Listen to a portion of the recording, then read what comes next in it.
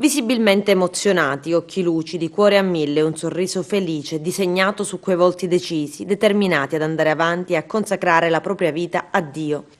Nella parrocchia Pio X al villaggio Peruzzo d'Agrigento 6 seminaristi sono stati ammessi agli ordini sacri durante la Santa Messa celebrata dal cardinale Montenegro, davanti una chiesa piena di fedeli, con un coro magnifico diretto magistralmente da Gabriella Fazzi.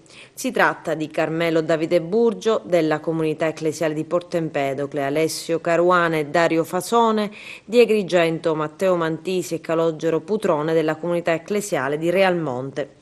Il cardinale Montenegro, durante l'omelia, rivolgendosi a 6 allievi seminaristi, ha detto: «Non scegliete il servizio se questo è vuoto di amore, perché è nulla.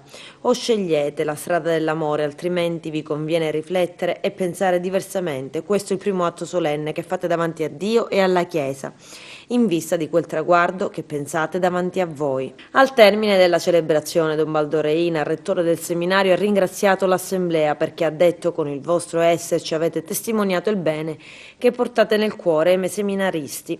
Poi, rivolgendosi proprio a loro, Don Baldo ha proseguito: «Questo non è un traguardo, ma un impegno a vivere sul serio la vocazione che la Chiesa oggi ha riconosciuto. Vi auguro e vi auguriamo di diventare dono per il mondo e per la Chiesa».